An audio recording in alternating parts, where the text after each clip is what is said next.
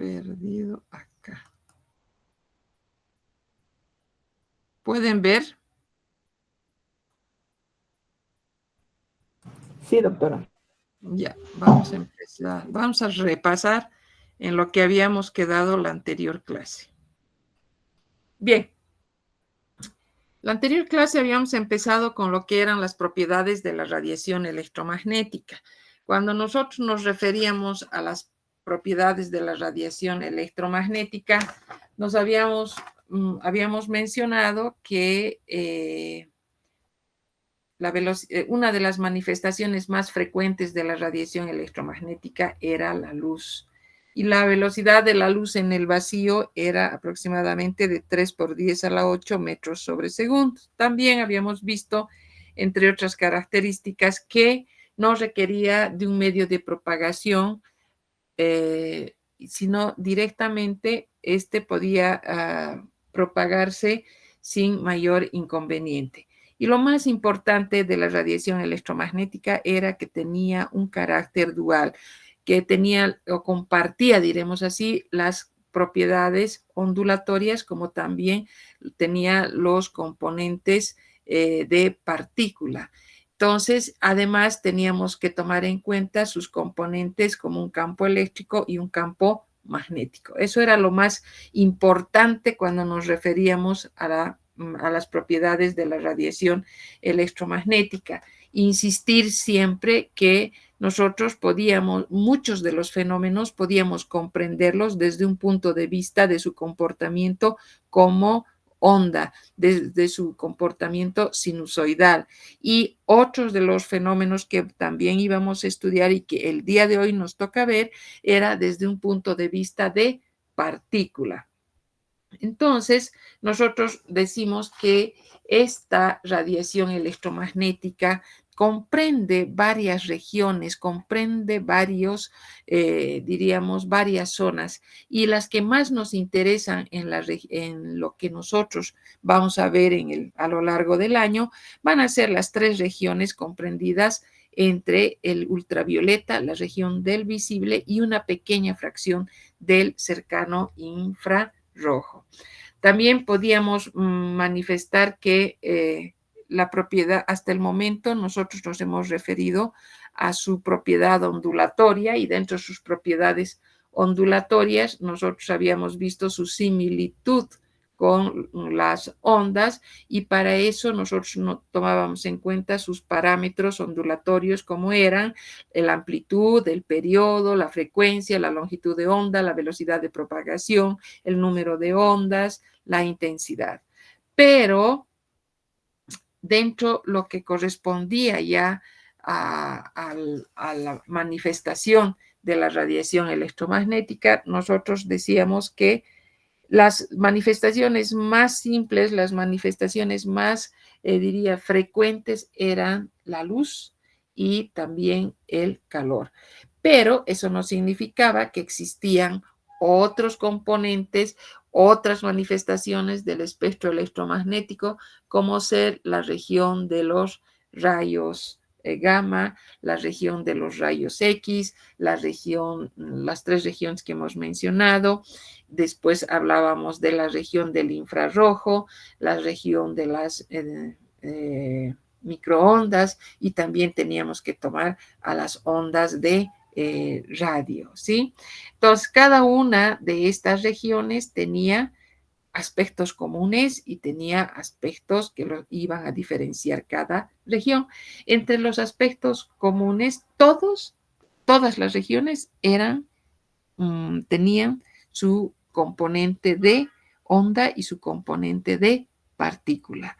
También su componente eléctrico y su componente magnético.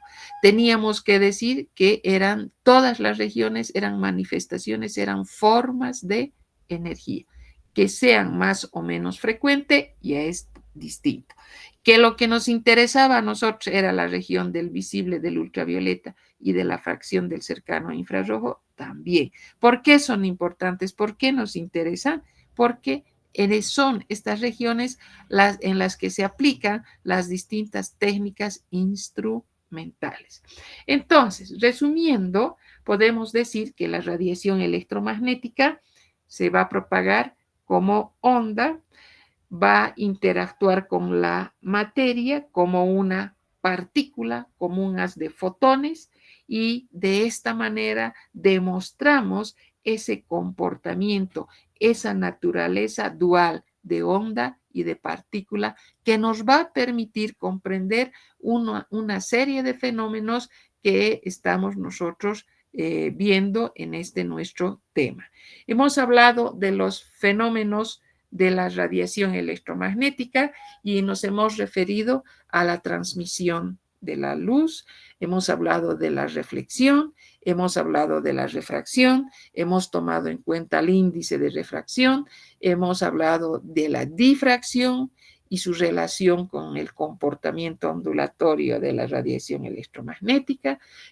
Nos hemos referido a las interferencias, estas tomando en cuenta dos interferencias, la constructiva, la destructiva, las características de cada una de ellas y su aplicación o, diríamos, la presencia en una serie de componentes dentro de lo que son los instrumentos para distintas aplicaciones. Ahí teníamos la refracción, la superposición de ondas, la dispersión. Bien, ahora, hoy nos toca ver las propiedades de partícula, las propiedades mecánico-cuánticas de la radiación electromagnética. Y para esto nosotros tenemos que empezar con lo que es el efecto fotoeléctrico. ¿Cómo nosotros podemos definir al efecto fotoeléctrico que está representado por esta diapositiva, donde vamos a contar con la luz, con un haz de luz, con un haz de fotones que va a incidir en una superficie metálica? Esta superficie metálica contiene a los electrones. Este haz de fotones incide en esta superficie y hace que primero removerán, después agitarán y finalmente va a liberar a los electrones, como nosotros podemos observar de una manera simple. Ahora, este fenómeno solo podemos explicarlo, solo vamos a poder comprenderlo si nosotros diríamos, si son los fotones los que poseen la suficiente energía y nos permitiría, y si no fuese así, desde un punto de vista ondulatorio, no podríamos comprender este efecto fotoeléctrico. Entonces, solo vamos a poder explicar, solo lo vamos a poder comprender si los fotones presentan o contienen la suficiente cantidad de energía. Este efecto fotoeléctrico nosotros lo vamos a poder volver a observar, lo vamos a poder ver cuando veamos el principio de funcionamiento de algunos componentes a lo largo ya de la revisión de los instrumentos empleados en espectroscopía de absorción. Bien, luego tenemos lo que es la absorción de radiación. Nosotros definimos a la absorción como el proceso por el que un material va a captar, va a absorber energía y como consecuencia va a incrementarse, va a haber un aumento de energía interna en el interior de la materia que se va a manifestar de diferente manera dependiendo del tipo de radiación. ¿Qué podemos decir? A ver, antes de nada, aquí tenemos un gráfico y aquí vamos a hablar de los fotones de la radiación que tienen una energía adecuada. Si con lo que habíamos manifestado, si contamos con esa energía adecuada, la muestra va a ser capaz de absorber y va a dar lugar a una serie de transiciones, es decir, cambios a nivel de la vibración o de la rotación o finalmente una combinación de ambos. Tanto los átomos como las moléculas se van a excitar y una vez que se hayan excitado, este estado de excitación que se consigue a través de la absorción de radiación electromagnética, a través de la ganancia de energía que va a provocar que los electrones vayan y pasen hacia niveles energéticos superiores. Entonces, pasan a niveles energéticos superiores y esto es un estado demasiado corto. Por lo tanto, surge la necesidad de que retornen a su estado inicial. Entonces, nosotros vamos a aprovechar, si vale el término, este proceso de la absorción. Cuando el analito es capaz de absorber una cierta cantidad de energía. Esa cantidad de energía adicional que ha sido capaz de absorber, ¿qué va a provocar? Va a provocar que se produzca un fenómeno de excitación. Los electrones han sido capaces de saltar a niveles energéticos superiores. ¿Por qué? Porque tienen o han ganado adicionalmente una determinada cantidad de energía, pero no pueden mantenerse, no pueden alcanzar en estas condiciones la estabilidad. Entonces surge la necesidad de retornar, de volver a su estado fundamental. De una u otra manera tienen que eliminar, tienen que, diríamos, eliminar es el término, esa cantidad adicional de energía que habían ganado. Entonces, a través de la absorción de la luz, han logrado excitarse. Y esos periodos de excitación tienen un tiempo de duración demasiado corto. Por lo tanto, están obligados para volver a su estado fundamental.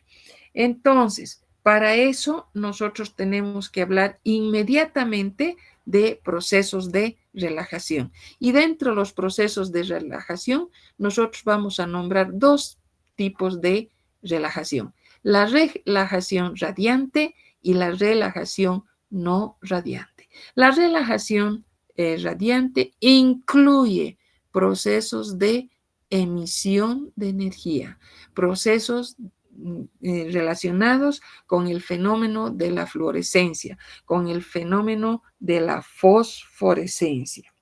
Entonces, vamos a ver que en este caso nosotros hablaremos en primer lugar de la emisión de energía. Luego de que se ha producido la absorción de radiación, la materia va a ser capaz de liberar, de desprender, de despegarse, de deshacerse de esa energía adicional que ganó, de esa energía en excedente que tiene bajo la forma de luz. Por eso decimos es un proceso de emisión. Entonces va a emitir esos fotones cuando nosotros hablemos de un proceso de relajación. Y por eso decimos relajación radiante.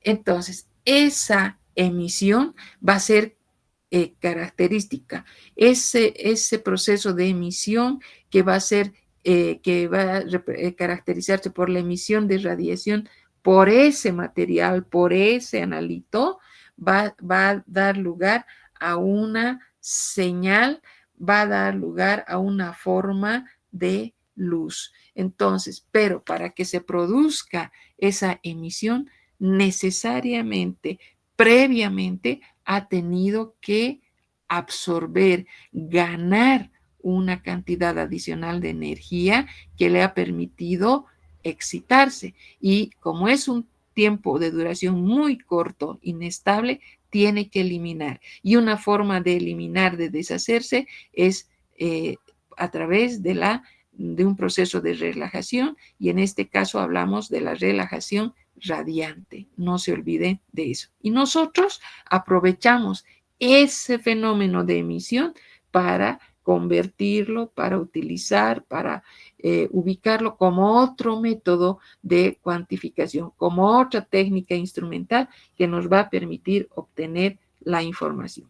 Por otro lado, tenemos que referirnos también al proceso de relajación, y dentro de este proceso de relajación nosotros contamos con la relajación no radiante. Y nos encontramos en este caso con aquel analito que se encuentra, diríamos, excitado, conteniendo una cantidad adicional de energía. Entonces, ¿cuál es su objetivo? ¿Cuál es la finalidad que persigue? Deshacerse de la cantidad de energía que había adquirido adicionalmente. Y en este caso, ya no lo va a hacer en forma radiante, sino en forma no radiante, donde vamos a conseguir o donde se va a lograr la pérdida de energía a través de una serie de etapas cortas. La energía de excitación pues se va a convertir en una energía cinética que al colisionar, al golpearse con otras moléculas, va a producir un aumento de temperatura en todo el sistema. Por eso decimos que este proceso de relajación no radiante se lo lleva a cabo en una serie de etapas, y no así en el anterior caso, en el de la energía de la relajación radiante. Nosotros teníamos que considerar directamente a los procesos de emisión, y obviamente dentro de estos considerábamos a la fluorescencia y a la fosforescencia.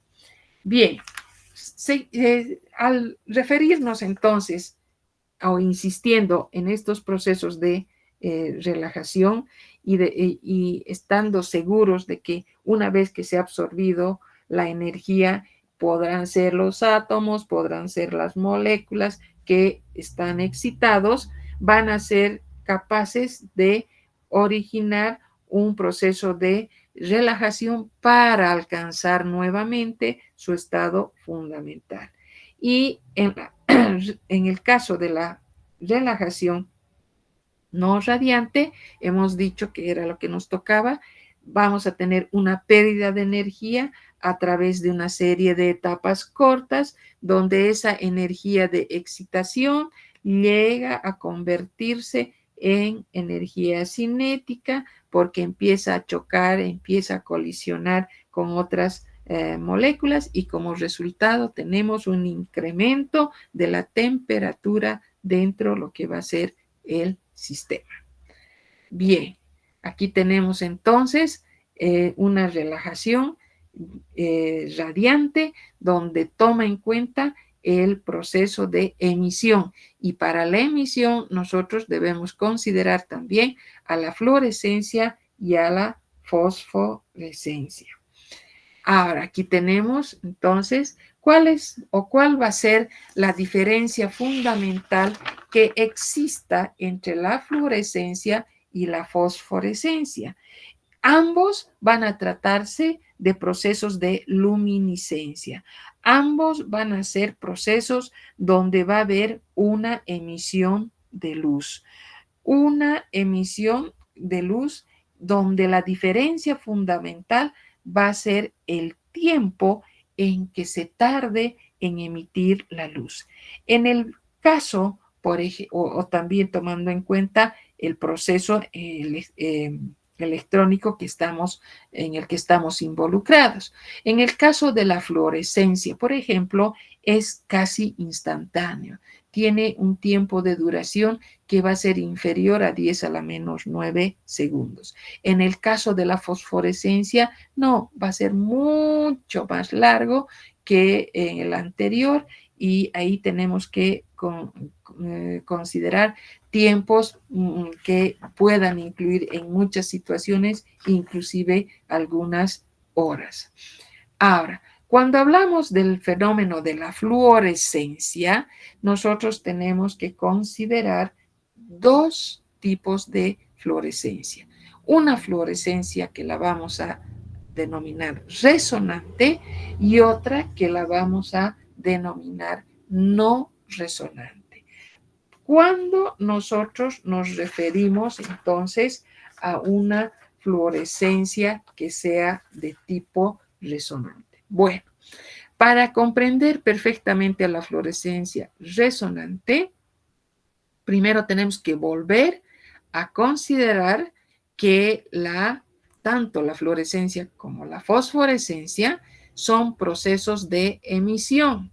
Entonces, acá, si son procesos de emisión, van a existir los átomos, las moléculas, el analito en sí, que han sido excitados a través de la absorción de radiación electromagnética, por un lado. Ahora, la emisión radiante se produce cuando estas especies excitadas vuelven o tratan de volver o tienen la necesidad de volver a su estado fundamental. Hemos hablado del proceso rápido de la fluorescencia con respecto a la fosforescencia. Entonces, ¿y cuándo estamos frente a una fluorescencia de resonancia? Tenemos que tener bien clara la idea de que al ser un fenómeno de emisión, ha tenido que previamente estar excitado. Entonces, vamos a contar con dos tipos de radiaciones en una fluorescencia de resonancia. Una que va a ser la que ha originado la excitación y dos, la radiación que ha podido ser emitida. Entonces, cuando me refiero a la fluorescencia de resonancia, tengo que decir que se caracteriza porque la radiación emitida y la radiación que se ha empleado para su excitación van a tener la misma frecuencia. Tienen ambas radiaciones, comparten la misma frecuencia. Esa es su característica. Entonces, en la fluorescencia no resonante, esta se va a producir, o este tipo de fluorescencia resonante, de igual manera que la anterior, tiene dos tipos de radiaciones. Una que va a ser la radiación que ha generado, que ha originado la excitación, y otra que va a ser la que ha sido emitida a través de un fenómeno fluorescente. En este segundo caso, cuando decimos no resonante, nos estamos refiriendo a aquella fluorescencia donde la radiación la radiación fluorescente, la radiación emitida, tiene una menor frecuencia que la radiación que ha sido causante de la excitación o que la radiación excitadora. Por eso recibe el nombre de fluorescencia no resonante. Y nosotros, entonces, tenemos que, a partir de esto, considerar lo que conocemos con el principio de Stokes, que el principio de Stokes se caracteriza porque existe una menor frecuencia de la radiación excitadora, va a tener una menor frecuencia la radiación fluorescente que la radiación excitadora. Entonces, a denominar esta situación se la conoce como el desplazamiento de las longitudes de ondas, este desplazamiento de las longitudes de onda a frecuencias menores, como estamos hablando en este caso, se denomina con el nombre de desplazamiento de Stokes. Y aquí tenemos una comparación de la absorción y la emisión. Bien, luego tenemos que hablar de otro tipo de radiación conocida con el nombre de radiación térmica o también radiación de cuerpo negro. Este tipo de radiación continua se presenta al calentar los sólidos hasta el momento de conseguir la incandescencia. Lo más característico en este tipo de radiación térmica es la temperatura que se logra conseguir de aquella superficie emisora, y es más importante esta temperatura que la naturaleza o el material del que esté compuesto esta superficie. La radiación de este tipo a la que se llega se la conoce como radiación de cuerpo negro, y el origen o esta radiación se debe a innumerables oscilaciones atómicas, moleculares, que han llegado a excitarse, que han llegado a, diríamos, incrementar la energía y excitar en el sólido condensado a causa o por la presencia de la energía térmica. Existen los instrumentos analíticos que utilizan sólidos calentados para producir radiaciones comprendidas en la región del infrarrojo, en la región del ultravioleta, donde va a existir una transferencia de calor.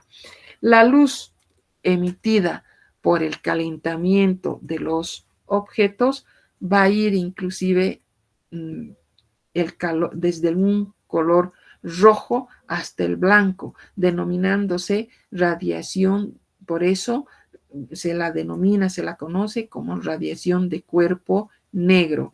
Existe una dependencia definitiva, importante, o como quieran ustedes entender, con la temperatura de la radiación a la que se llega o la que se consigue con el cuerpo negro.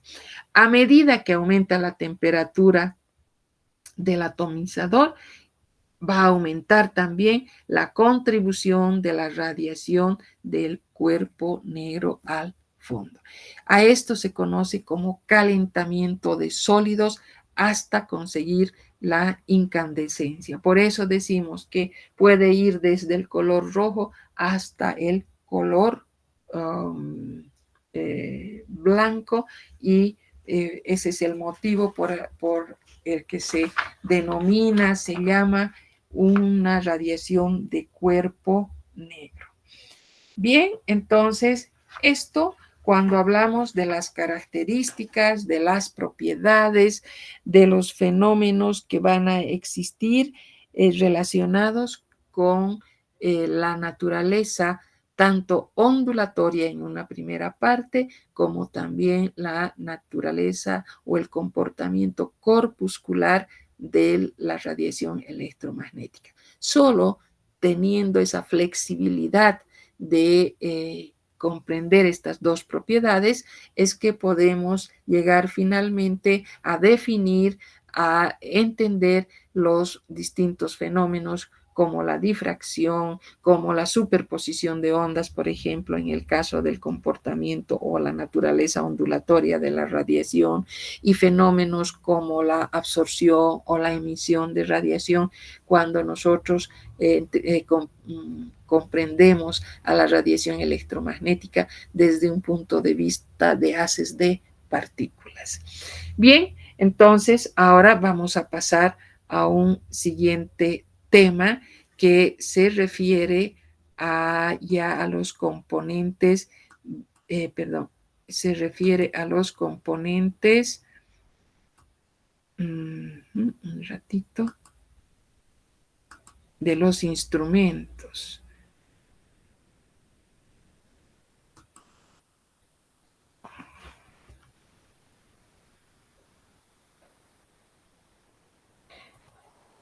pueden ver, jóvenes? Sí, doctora. Bien, ahora vamos a empezar un tercer tema donde vamos a ver la parte introductoria simplemente.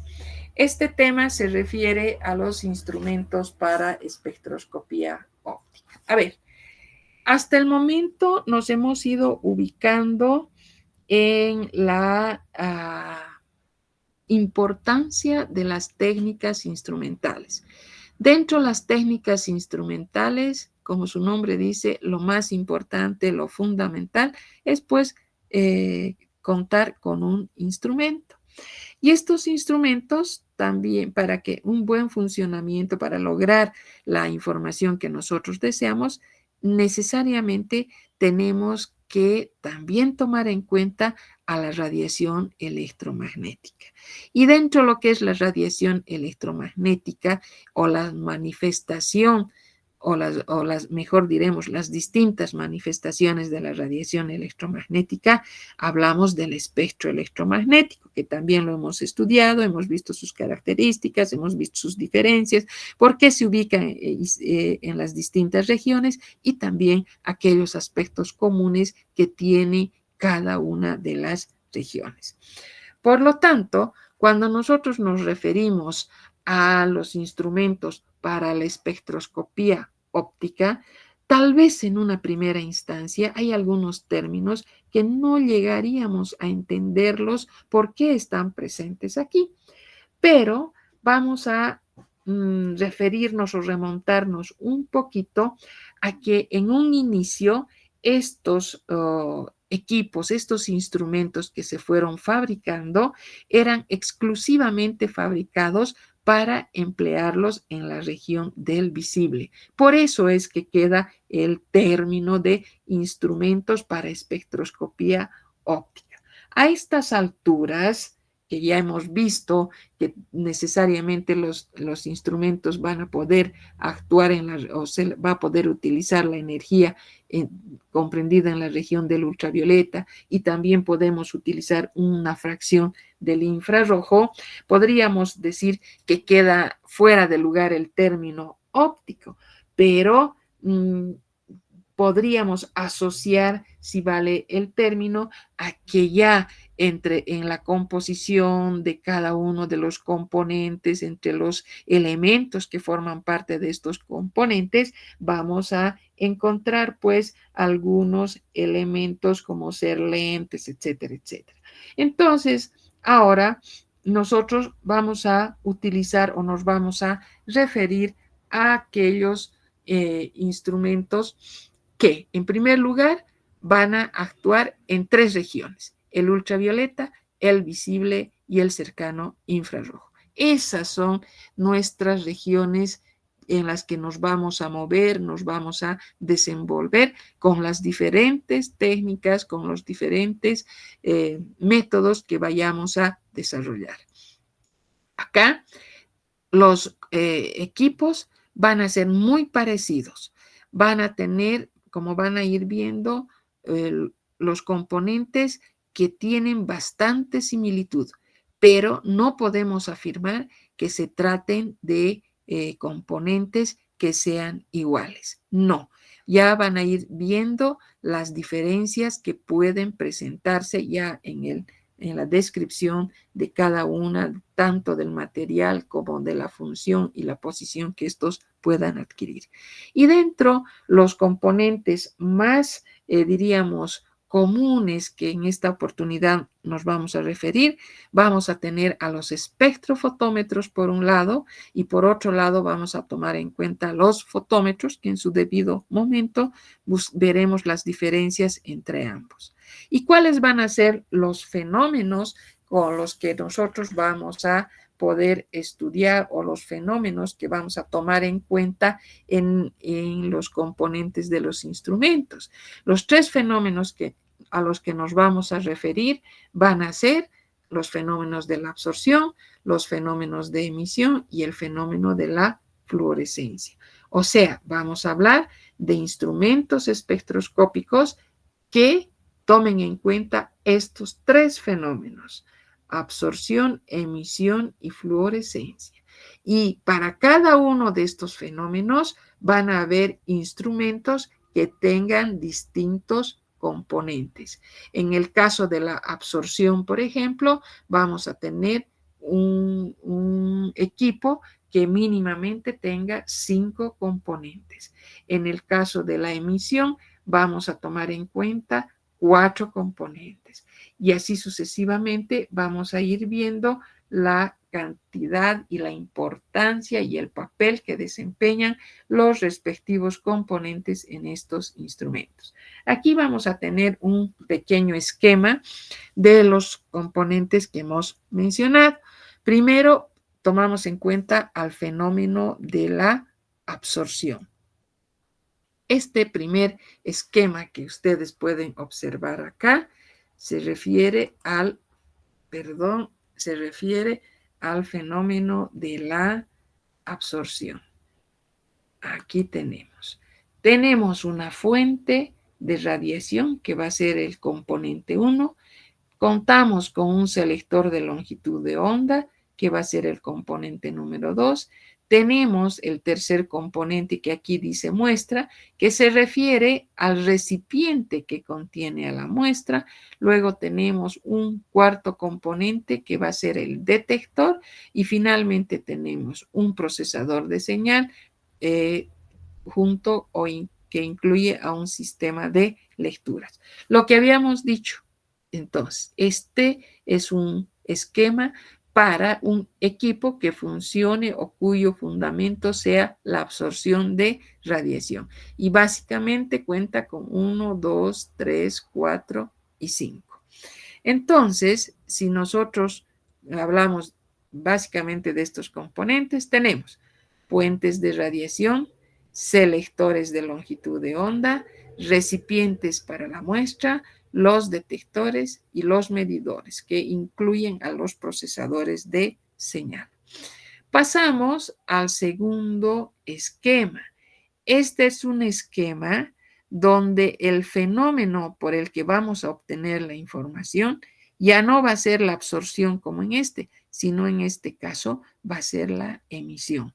Ya nos hemos ubicado de qué manera nosotros podemos hablar de la emisión. Para la emisión hemos visto que previamente debemos conseguir una etapa previa, debemos considerar de excitación, ¿no es cierto? Donde el analito sea capaz de ser excitado y una vez que ha sido excitado, recién va a tener la capacidad de emitir una señal. Entonces, este esquema se refiere o es propio para un principio de la emisión, donde vamos a tener, aquí ya no podemos mencionar como una fuente de radiación, sino vamos a conocerla, la vamos a definir como una fuente excitadora. Esta fuente excitadora va a estar junto con el analito para poder excitar al analito, para excitar a la muestra, si vale el término para que se ubiquen. Y luego de que ha sido excitado y tiene la necesidad de volver a su estado fundamental y por tanto va a emitir una señal propia del analito que va a pasar hacia el selector de longitud de onda y este componente va a ser capaz de solo dejar pasar esa señal emitida por el analito, mientras que el resto de las señales que tal vez fuesen procedentes de la fuente de radiación quedan retenidas. En el detector, esa señal del analito va a ser convertida, va a ser transformada en una señal eléctrica que va a pasar hacia el procesador de señal y al sistema de lectura, dependiendo el modelo del equipo. Entonces, este es un diagrama para el fenómeno de la emisión. Luego tenemos el otro fenómeno que habíamos hablado de la fluorescencia. Y cuando hablábamos de la fluorescencia y también de la fosforescencia, podíamos comprender que necesariamente tenía que haber una emisión. Y lo que nos interesaba eran aquellas señales fluorescentes o aquellas señales fosforescentes. Entonces, en ese sentido, nosotros consideramos aquí los componentes para un equipo donde el principio va a ser la fluorescencia, y donde nosotros vamos a medir, como dice, solo aquellas señales fluorescentes, no todas las señales emitidas, sino las señales fluorescentes. Entonces, para captar ese tipo de señales es muy importante la posición de cada uno de los elementos que forman parte de este equipo.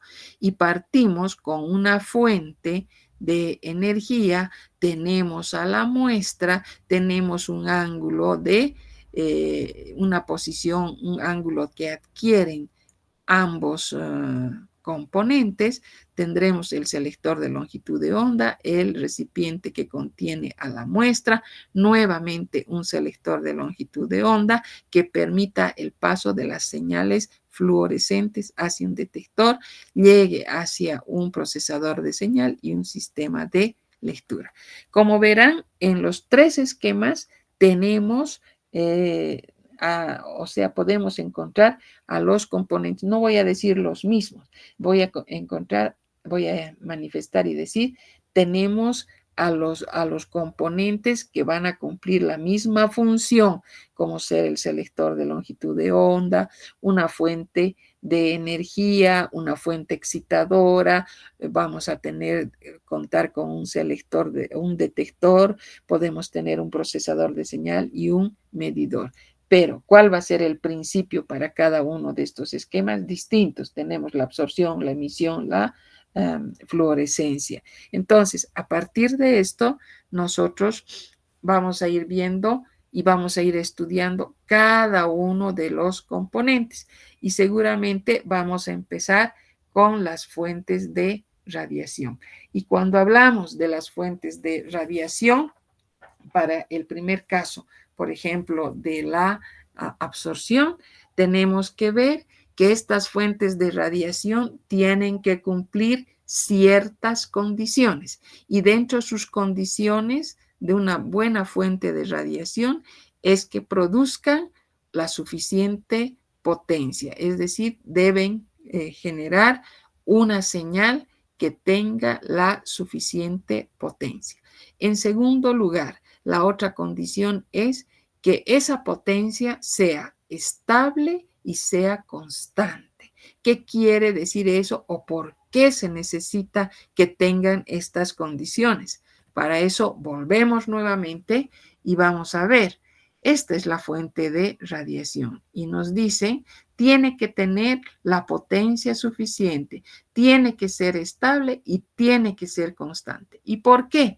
Porque imagínense, a partir de esta señal que estos lleguen a generar, estas radiaciones que tengan distintas longitudes de onda, distintas frecuencias, en primer lugar tienen que pasar a este componente que se conoce como el selector de longitud de onda. ¿Qué quiere decir esto? Que este componente selecciona las longitudes de onda, es decir, no va a dejar todas las señales, todas las radiaciones que la fuente de radiación está generando, sino que solo va a dejar pasar aquellas que sean las que cumplan con las condiciones, mejor diremos así, aquellas que requiera el tipo de analito. Ya me van a entender posteriormente.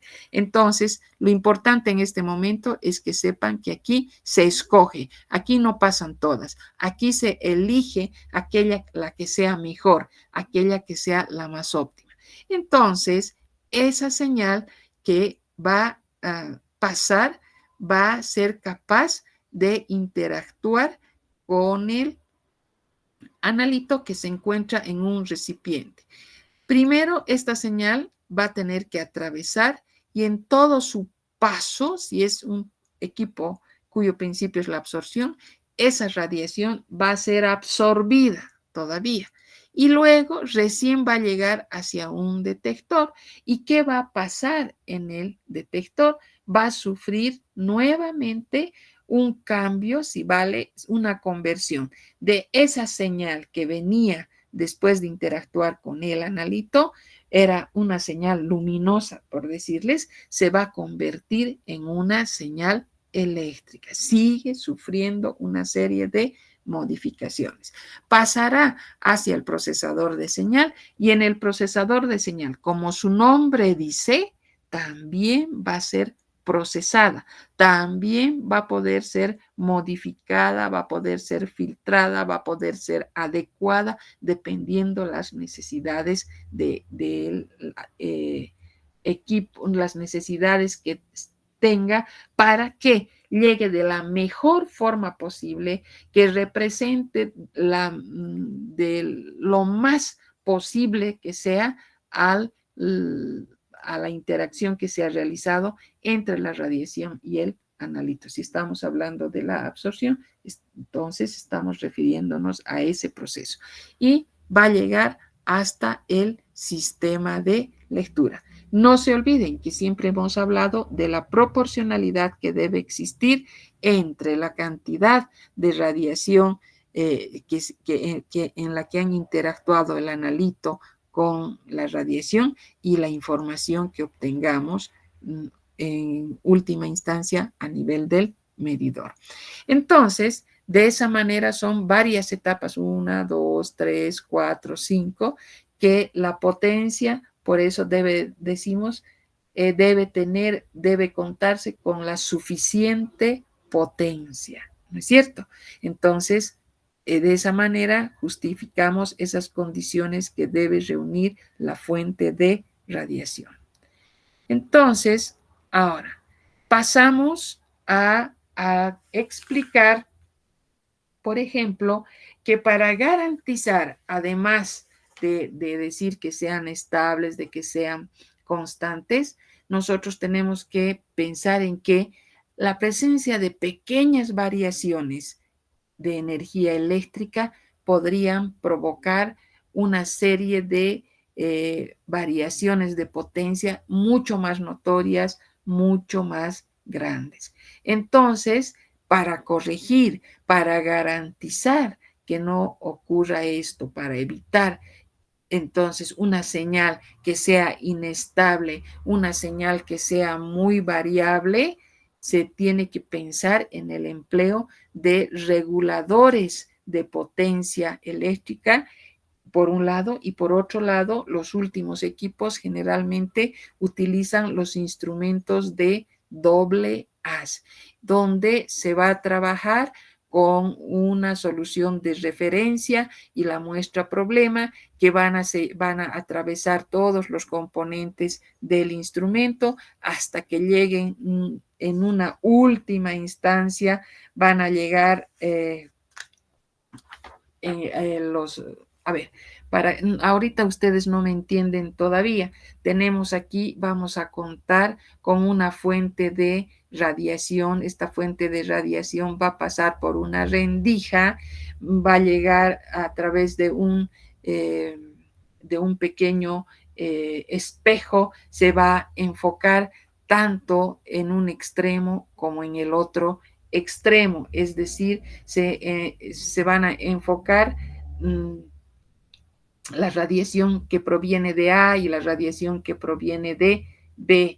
Entonces, luego van a pasar, una va a pasar por el blanco, otra va a pasar por la muestra y ambos, tanto el blanco como la muestra, van a llegar o van a dirigirse hacia un mismo detector. Entonces, ¿qué ocurre?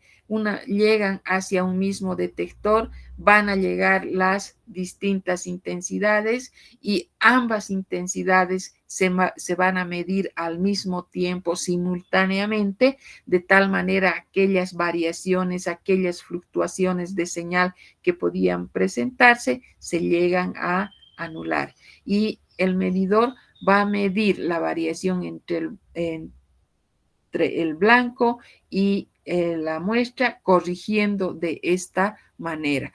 Pero si ustedes se fijan, actualmente sí, los equipos en su mayoría cuentan con este dispositivo conocido como instrumento de doble haz que garantiza la estabilidad de la radiación proveniente de la fuente de radiación. Entonces, fíjense, solo estamos en las fuentes de radiación y tenemos que hacer una serie de consideraciones para garantizar que esas condiciones sí se lleguen a cumplir. Entonces, a partir de eso, tenemos nosotros que tomar en cuenta 3 tipos o 3 grupos de fuentes de radiación que se van a denominar las fuentes de radiación continuas, las fuentes de radiación de líneas y luego finalmente tenemos a los rayos láser. ¿Qué caracterizan a las fuentes de radiación continuas? Las fuentes de radiación continuas son aquellas que emiten una o varias longitudes de onda dentro de un amplio rango de longitudes de onda características. Es decir, estas fuentes de radiación continuas se van a caracterizar porque van a ser capaces de emitir una o varias longitudes de onda, pero que estén dentro un determinado límite, dentro de una determinada región. Por ejemplo, si nosotros hablamos de una longitud de onda que esté comprendida en el visible, estaremos hablando de 500, podremos hablar de 530, de 550, de 570, es decir, tomando en cuenta la región del visible únicamente, o de 400, 450. Entonces, eso es lo más, diríamos, lo característico en este tipo de fuentes, que nos van a permitir emplear la misma fuente en determinaciones donde, por ejemplo, estemos tomando en cuenta longitudes de onda comprendidas en el visible, en el ultravioleta, en el infrarrojo. Y dentro de los ejemplos que nosotros tenemos, por decirles, acá hablamos del ultravioleta. Si hablamos del ultravioleta, estamos hablando alrededor de 190 hasta 300, casi 50. Estamos hablando de que el elemento o las lámparas que se utilizan con mayor frecuencia son las lámparas de deuterios. Ahora, estas lámparas de deuterio nosotros podríamos decir, usar comúnmente, pero hay situaciones donde se necesitan fuentes que tengan una mayor intensidad. En esos casos se utilizan las lámparas de arco, las lámparas de argón, las lámparas que estén empleando también un gas como el xenón, como el mercurio. Ahora, para la región del visible, normalmente se utiliza los filamentos de tungsteno incandescente y a veces se pueden modificar por el empleo de algunos halógenos, como el caso del yodo, por ejemplo, que van a ser capaces de proporcionar una mayor potencia en determinadas circunstancias.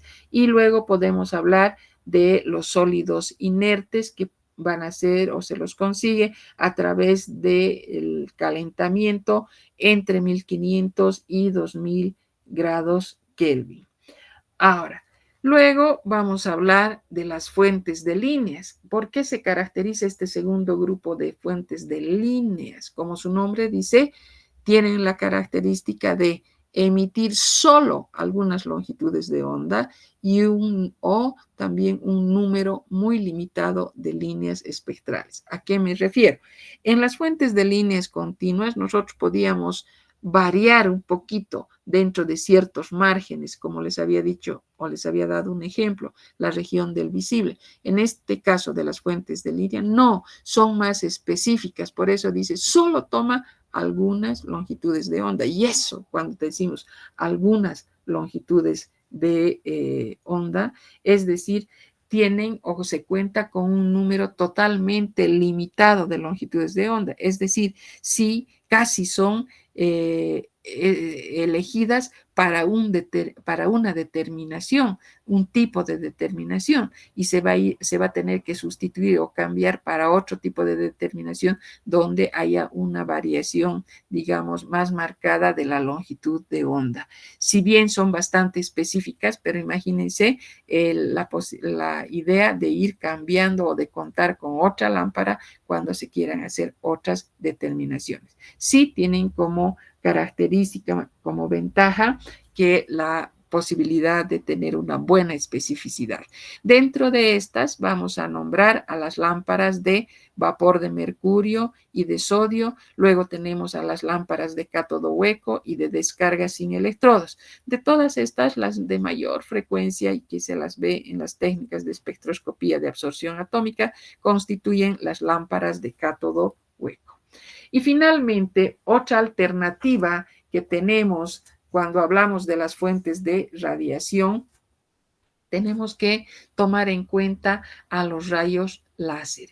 ¿Cuándo surgen los rayos láser? Los rayos láser van a surgir, se los va a utilizar, van a ser tomados en cuenta cuando se requiere contar con una radiación que sea de alta energía, es decir, que sea una radiación muy intensa, que sea una radiación muy coherente, es decir, con frecuencia y fase uniforme. Y además se utiliza una emisión estimulada de radiación. Por eso se dice que un rayo láser constituye una fuente luminosa que está basada en la emisión estimulada de radiación, caracterizada por tres propiedades que van a ser la monocromaticidad, la coherencia y la emisión en una dirección definida. Como hemos dicho, hay que tener muy en cuenta que el láser está basada entonces en la emisión estimulada de radiación. De esta manera, nosotros nos hemos referido al primer, a ver, vámonos acá, simplemente hoy nos hemos referido a este primer componente, la fuente de radiación, las condiciones que debe reunir, la clasificación o los tipos de fuentes de radiación continua, de radiación de línea y los rayos láser. Entonces vamos a ir pasando luego a cada uno luego de estos componentes que van a tener las alternativas correspondientes. Acá vamos a quedar y nos estaríamos viendo la próxima clase, jóvenes. Que tengan un buen resto de la tarde. Hasta luego. Hasta luego, doctora. Hasta luego, hasta luego.